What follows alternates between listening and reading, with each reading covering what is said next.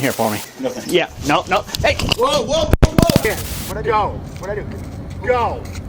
I don't want to do that now. I want to go home. You wasted my time. Turn around, put your hands behind your back.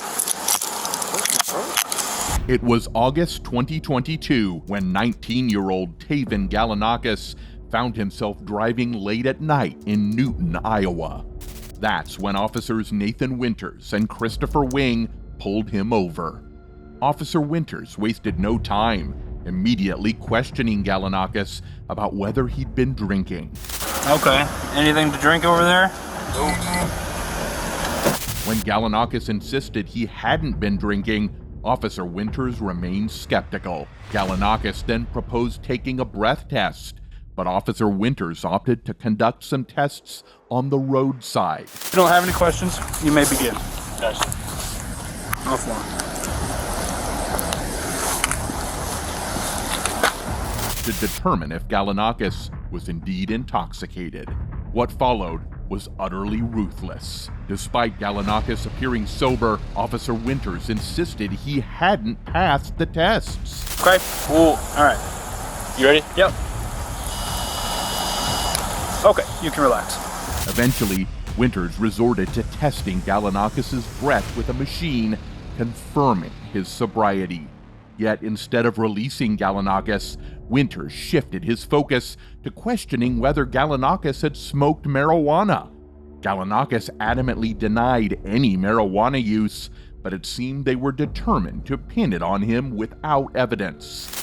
So, I spoke with the drug recognition expert, and he said that he's willing to do a drug influence evaluation on you. We would have to go up to the PD. Right now? Yep. I don't want to do that right now. You don't want to do it right now? Why not? Because you had me out in this damn rain. We would go to the PD where it's Well, I dry. don't want to do that. I don't want to do that now. I want to go home. Okay. You wasted my time. Turn Wait. around, put your hands behind your back.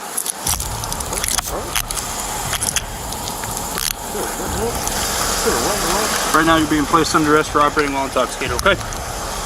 I'm not intoxicated. Sir, I'm not intoxicated. I blew zero. After his arrest, Galanakis was transported to a nearby police station for further drug tests, all of which came back negative. Shortly after being detained, Galanakis shared video footage of the incident. The video sparked widespread outrage on the internet, quickly amassing over 2 million views on YouTube. In response, Galanakis pursued legal action against the police officers, alleging unfair arrest and rights violations. However, Winters and Wing countersued, arguing that Galanakis' online statements had damaged their reputations.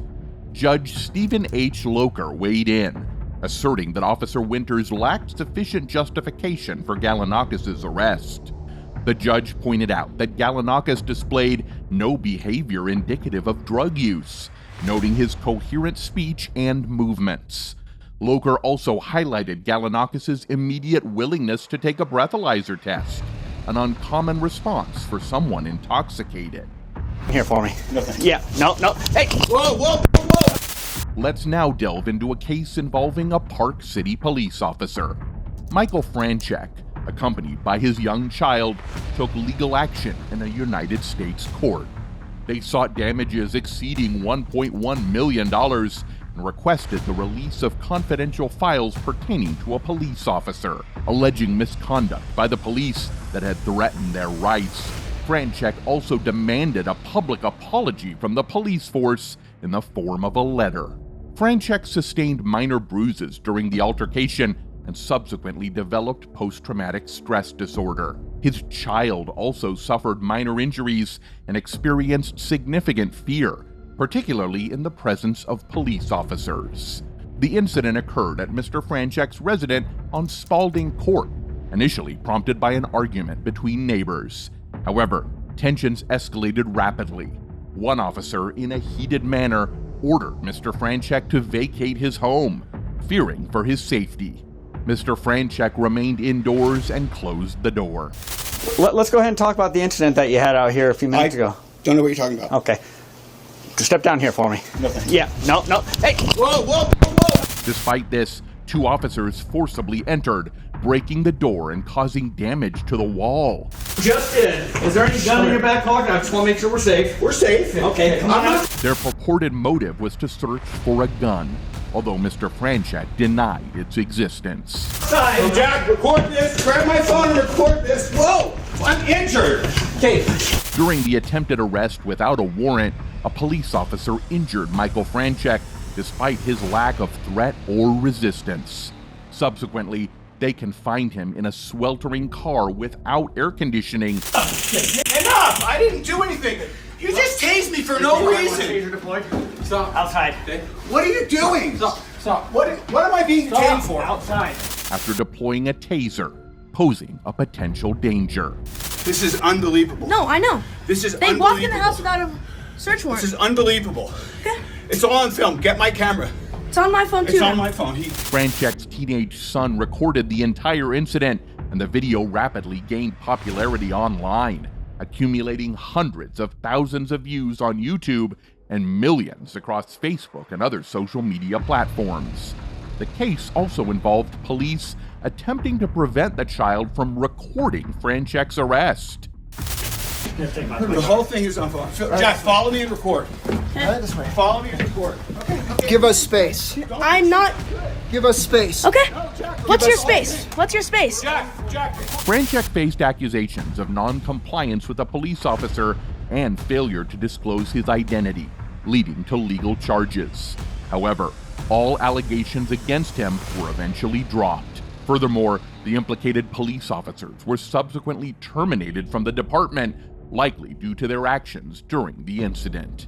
Are you enjoying this video? Craving more suspense? Subscribe for fresh cases delivered straight to your inbox.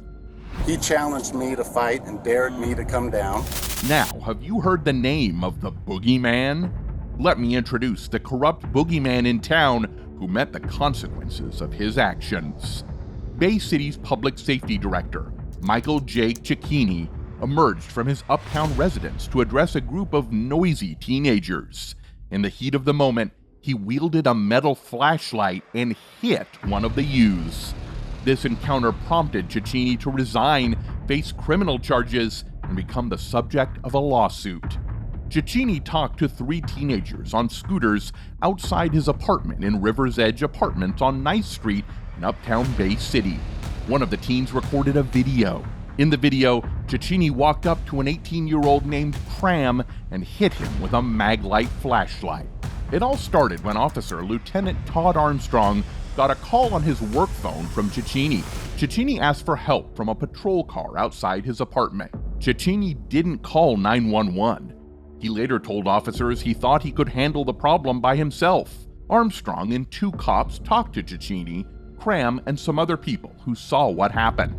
Cicchini asked Armstrong whether his camera was on or not as he got out of his police car and walked over. Hello. Got your body-worn camera on? Yeah. Cicchini, along with Cram and Parker Whelan, who was 19, stood together. Armstrong instructed Cicchini to speak first and tell what happened. Oh, no, you're not. Let him talk first. Let him talk. Okay. Yeah, all right. Thank you.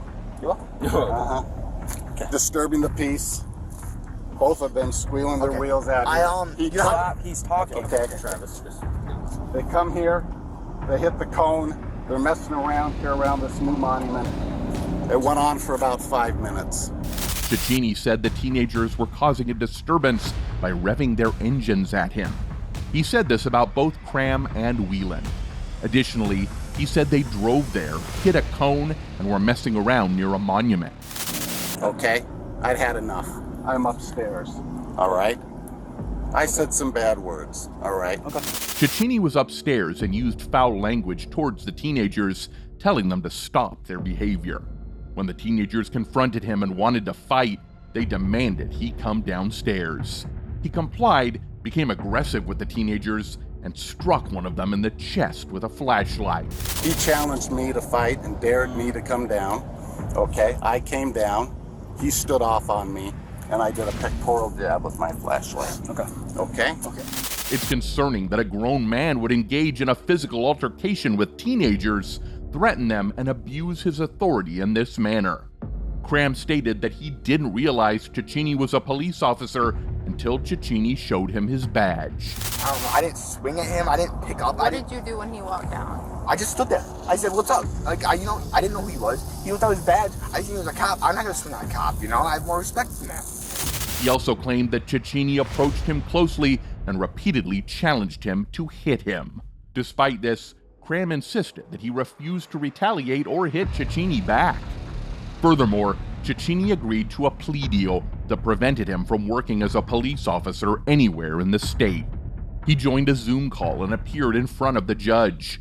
Cecchini entered a plea of no contest to a single charge dating back to January 2023, assault and battery. This misdemeanor carried a maximum sentence of 93 days in jail and a $500 fine.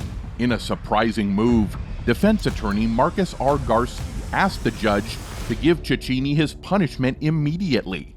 The prosecutor, Michigan Assistant Attorney, mentioned they had talked to the person Cecchini hurt, Travis Cram, who didn't want to be in court.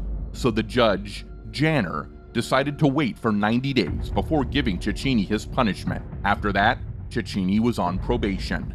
Throughout these 90 days, Cecchini was required to participate in anger management classes, complete 40 hours of community service, and surrender his police officer license in Michigan. If Cecchini had complied with these conditions and exhibited good behavior during the 90-day period, his conviction would have been expunged. However, he announced his retirement on October 7th, 2022. The teenagers showed bravery in standing up for themselves. It's this courage that we need to challenge unjust actions by those in authority.